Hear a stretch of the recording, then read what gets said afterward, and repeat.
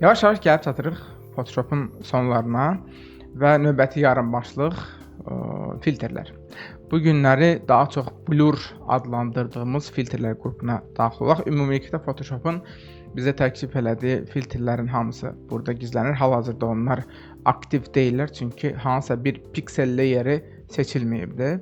Biz əgər şəklimizə tutaq ki, indiki halda layerlərimizə gəlsək və gedib konkret bir piksel obyektini seçsək, filtrlərə daxil olduqda artıq o filtrlərin aktiv olduğunu görərsiniz. Biz daha əvvəl səhv eləmirəmsə Dodge and Burn texnikasında vizual kontrastlıq yaratmaq üçün bir məhsul reklamında belə bir sadə poster üçün bir xammal hazırlamışdıq. Bir də düşünün ki, müştəri deyir ki, bu ağ fonda, belə təmiz fonda deyil də, biraz daha realistik bir ab-havada olsun. Yəni bir arxa planda bir alma bağı olsun. Bu bir taxta fonun, taxta bir masanın üzərində dursun. Yəni bu tipli bir manipulyasiya hazırlamaq lazımdır və burada biz blur effektlərini, blur filtrlərini necə tətbiq edə bilərik? Gəlin ona baxaq. Bu bizim birinci variantımız idi. İkinci variant üçün isə biz belə bir hazırlıq gördük və hal-hazırda həmin o steril fonu götürdük. Əvəzində isə iki hissədən ibarət olan, yəni bu bizim belə deyək ki, təmiz görüntümüz, yəni sırf burada hələ heç bir dəyişiklik etməmişik.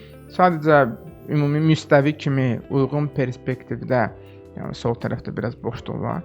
Bir taxta, fondan ayrılmış bir taxta masa qoymuşuq və arxa plana da süni intellektlə alınmış alma bağı.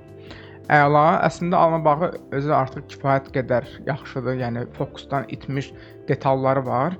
Yəni uzaqlaşdıqca bizdən arxa planlar blurlanır, kəskinlik itir, bulanıqlaşır öz dilimizdə desək. Yaxınlaşdıqca isə bizə doğru fokus nöqtəsinə yaxınlaşdıqca isə obyektlər daha kəskin görünür.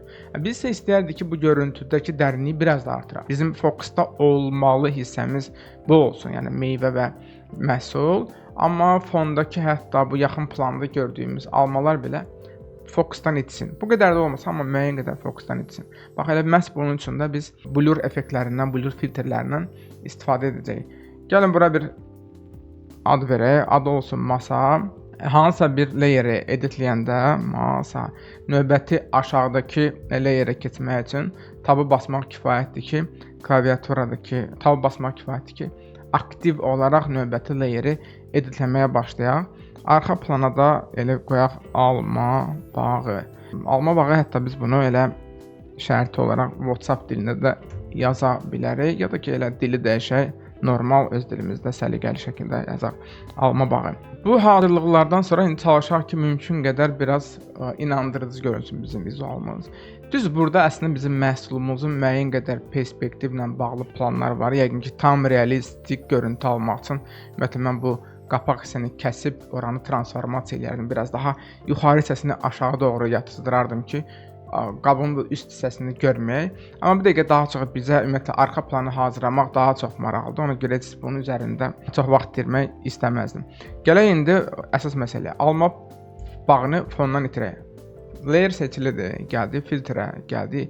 Görürsünüz, hətta bizim bu yuxarıdakı fərqli bölmələrdən sonra ümumi ən məşhur filtrlərimizin siyahısına elə başçılıq eləyir 2 dənə blur bölməsi, blur və blur gəlir. Bu iki yarım bölmədə, filtrlər yarım bölməsində olan məşhur blur filtrlərinə bir yerdə nəzər salaq. Şübhəsiz ki, burada ən məşhur filtr elə Gaussian blur, Gauss blur olacaq. Belə bir pəncərə açılır, ilk baxışdan çətin bir şey yoxdur. Çox sadə, cəmi 1-2 parametrdən, bir parametrdən ibarət olan bir dialoq pəncərəsidir. Yəni neçə piksel intervalda piksellər bir-birinə qarışacaq, blurlanacaq. Yəni ona cavabdeh olan bir bölmədir.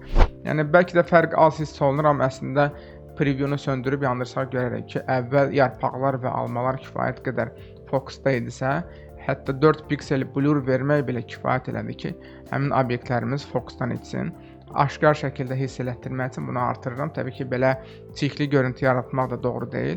Yəni bu piksel intervalı çoxaldıqca bu rənglərin bir-birinə, piksellərin bir-birinə keçməsi daha da güclənir. Hətta bu şəkildə belə saxlayıb, ta ki, OK basaq, artıq istədiyimiz kimi fonundan ayrılmış oluruq məhsulu.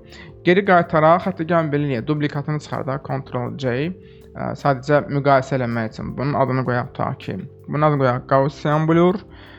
Tamam və elə gəlin bir daha həmin Gauss blurunu bu layerə tətbiq eləyək. Biz filtrə daxil olanda ən son hansı filtri vermişiksə, onsuz da o burada aktiv şəkildə bizi gözləyir. Hətta Alt Ctrl F basmaqla, Ctrl Alt F basmaqla həmin o son verilmiş filtri eyni parametrlərlə avtomatik layerə tətbiq edirik. Bir də bunun əslində biraz bəlkə fotoqrafiya baxımından, foto çəkiliş baxımından daha korrekt versiyası var. Onu da biz deyirik Lens Blur. İndi Lens Blur'a baxaq. Sanki fotoaparatın obyektivinin hesabına, linzasının hesabına alınacaq dərinliyi daha doğru imitasiya edən bir blur formasıdır. Filter, blur və lens blur əslində Gaussian blurla müqayisədə həddən artıq çox parametr var, amma çox bunun üzərində detalların üzərində dayanmaq istəməzdim. Əsas oradakı kimi neçə piksel ərazidə bu piksellər bir-birinə qarışsın, bulanıqlıq yaransın. Bir budur, bir də fotoaparatda bu lens effekti vasitəsilə, daha doğrusu həmin bu dərinlik yaranarkən işıq effektlərində əmələ gələn formaları, shape'ləri təyin etmək üçün maraqlı bir bölməmiz var. Məsələn, bu başa düşmək üçün üç bucağı qoysam, görərsiniz ki, yəni o işıq effektlərinin olduğu hissədə sanki bir üç bucaq əmələ gəldi. Yəni böyütsək bunları daha açıq-aşkar şəkildə görə bilərik. Hətta hələlik ki, bu şəkildə saxlayım.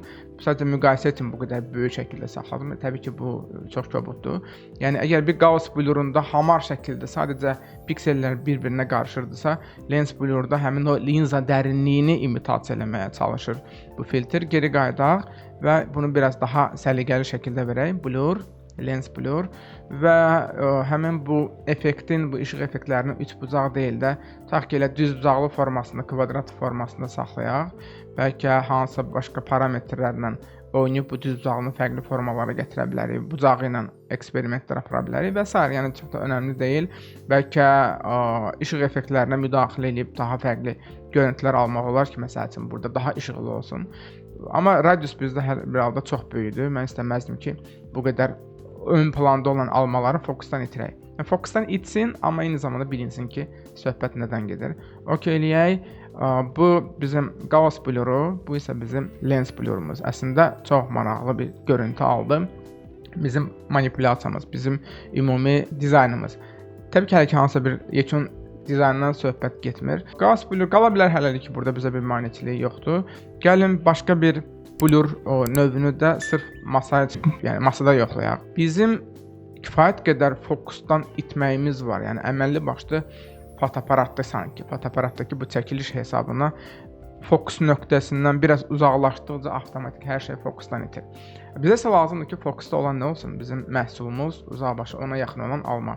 Amma bizim masanın uzaq sərhədləri belə fokusdadır. Mən isə istərdim ki, tutaq ki, bu hissələr fokusda olsun. Perspektivin bu lap belə dərinliklərində görünən bu masanın kənarı fokusdan itsin. Buna görə nə edirik? Masanı götürdük, gəldik filtrə, blur gallery və field blur. Aktiv istifadə edəcəyimiz 2-3 blur filtrindən biri. Yenə də böyük bir pəncərə açıldı, kifayət qədər parametrlər var. Bu mərkəzdəki markeri götürüb daşıyıram istədiyim yerə. Məsələn, mən istəyirəm ki, təxminən bu alma və məhsulun kəsişməsində fokus olsun, yəni taxtanın biz detallarını görək. Həmin hissəyə gətirək. Bu bizim blurun miqdarını göstərir. Yəni daha kəskin, daha blurlu, daha kəskin, daha blurlu. Həm buradan təyin etmək olur, həm də həmin bu interaktiv bardan. Sıfıra yaxınlaşdıraq, elə burada bizdə fokus olsun. İkinci bir markeri də tıklayaq bizim o perspektivin uzaq bölgələrində. Əslində elə avtomatik təxminən 15 piksellik blur mənə xoşdur. Görürsən, maraqlı, qəşəng bir dərinlik yarandı. Burada fokus var, burada isə fokus yoxdur. Bu bizim field blurdur. Müəyyən əraziləri idarə etmək üçün düşünülmüş bir blur növüdür.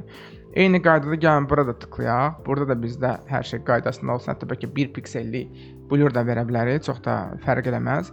Bir dəfə də tıklayaq, elə orada da 15 piksellik bir blur olsun. Field blurun hesabına, 4 dənə markerin hesabına bu dərinlik getdikcə fokusdan itmə məsələsini masaya da tətbiq eləmiş oldum. Hətta bəlkə bizə yaxınlaşdıqca da obyektlər fokusdan itə bilər. Ona görə bəlkə eyni məntiqlə sadəcə bu qədər çox yox, masanın ön planına da biz blur effektini verə bilərik. Əgər hansısa hissə lazım deyilsə, oranı seçib də klaviaturada delete düyməsini basa bilərsiniz və OK elədikdən sonra görə bilərik ki, bizim əvvəlkindən fərqli olaraq gəlin müqayisə eləyək. Əvvəlkindən fərqli olaraq əvvəl bizdə masa sərt idi, kəskin idi, bütün detallar bütün masa boyunca aşkar hiss olunurdu, amma bundan sonra, bu effektdən sonra isə yaxın plan fokusdadır, uzaq plan isə fokusdan itdi. Təbii ki, iş prosesində tez-tez faylı save eləmək də yaddan çıxmasın, çünki əks halda yəni ağır fayllarda, layerlər çoxlan manipulyasiyalarda Photoshopda error baş verə bilər, səhv xəta baş verə bilər və əziyyət çəkdiyiniz, hazırladığınız bu iş yoxa çıxar. Filtr blur mövzusunu bərkitmək üçün, dərinləşdirmək üçün yəni bunu bir daha da başqa bir situasiyada tətbiq eləyək. Tutaq ki, biz bu layerlərdən ibarət bu kompozisiyanı hazırlamışdıq ağ fon üçün. Amma burada isə ümumi ab-hava dəyişilib. Yəni sol tərəfdən işıq düşür. Biz bunu meyvənin üzərindən də görə bilərik. Dolayısıyla bunun kölgəsi sağa doğru getməlidir.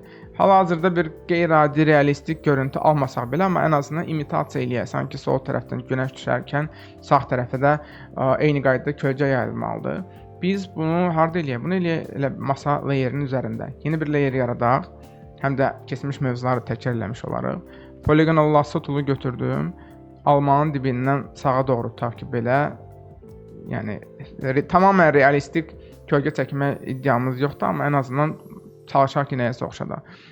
Rəng kölgənin rəngi də olsun elə masadakı tünd rənglərdən biri. Olsun bu, önəmli deyil. Yeni boş layer yaradılıb, selection var. Öndəki rənglə buranı rəngləmək istəyiriksə, Alt Backspace, Ctrl D və kölgə layerimiz hazırdır. Kölgə üçün biz bilirdik ki, biz Multiply, hətta daha kontrastlı rəng üçün Linear Burn-a girə bilərdik. Multiply eləyək hələlik ki, bu şəkildə dursun. Ümumi kölgə boyunca hər şey kəskindir, amma mən isə istərdim ki, əvvəldə kəskin, getdikcə blurlansın. Bu ümumiyyətlə bir kölgənin yaranma, yəni məntiqi budur, xarakteri budur. Obyektə yaxın olduqca kölgə sərt, uzaqlaşdıqca isə kənarları yumşaq olur. Yəni xüsusən də çox layerli manipulyasiya işlərində mən əlimi öyrəşir, həmişə tez-tez Ctrl S-ə basıram. Bunu təbii ki, sizə də tövsiyə eləyərdim. İndi gəlin bunun adını qoyaq, tutaq ki, dilimizdə yazılır kölgə və eyni məntiqlə filtr blur gəlirdən field bluru buna da tətbiq eləyək. Mərkəzdəki markeri gətirək bizim bu almanın yanına. Deyək ki, tam sərt də olmasın, lezva kimi kölgə də lazım deyil. Blur olsun, amma az olsun. Uzaq məsafədə isə buna nisbətən bir balaca daha çox blur olsun. Yəni ümumi əslində məni qane eləyir. Bəlkə dərinləşdikcə bizdə detallar daha çox etdiyinə görə ola bilər ki, arxa planın blur miqdarını biraz daha çox eləyim. Və okeyliyim. Əslində biraz əvvəl bizim kölgəmiz belə idisə, Shift Command Z ilə də bir addım qabağa aparaq. İki toxunuşdan sonra bizim kölgəmiz təxminən bu şəkildə olur. Təbii ki, bir işıqlanma üçün, yəni bu işıqlanma məntiqi üçün bizim hal-hazırda almamız və məhsulumuz, meyvə şirəmizin özünün işıqlanması doğru deyil. Hər iki tərəfdən işıq düşür, sağ tərəfə isə kölgə düşür. Bu artıq tamam başqa bir mövzudur. İşıq, kölgə, manipulyasiya ilə bağlı biz qrafik dizayn dərslərimizdə detallı, ətraflı, sistemli məşğul olaraq. Bizə maraqlı idi ki, bu filtrdə blurlardan 2-3 məşhur, ən çox istifadə edəcəyimiz 3 məşhur blur mövzusuna toxunaq. Gauss bluru, lens bluru və bir də field bluru. Onun üçün də tətbiq eləməklə təxminən belə bir görüntü aldıq. Əslində nəzərə alsaq ki, bizim ilkin görüntümüz bu idi. Yəni həmin görüntünü belə bir hala saldıq. Qeyri-adi işıq kölgə manipulyasiyası aparmadan kifayət qədər məncə realistik, maraqlı ən azından görüntü alındı. Field bluru, Gauss blurunu və lens blurunu tətbiq eləməyin və başa düşməyin qaydaları bu. Təxminən oxşar məntiqlə sadə bir manipulyasiya eləyib əsas obyektivizi fondan ayırmağa çalışın. Bəlkə də daha bu şəkildə kəskin işıq mənbəyindən düşən işığın yaratdığı kölgəni almağa çalışın. Bütün bu praktikanın sonunda bu 3 blur filtrini tam anlamış olacaqsınız. Blur mövzusunda ikinci bir bölməyə də, ikinci bir dərsə də ehtiyac duyuruq. Çünki kifayət qədər geniş mövzudur. Orada da praktikaya yarayacaq faydalı blur filtrləri var. Onları başa düşmək üçün, onları öyrənmək üçün, onların mahiyyətini anlamaq üçün növbəti dərsdə görüşərik.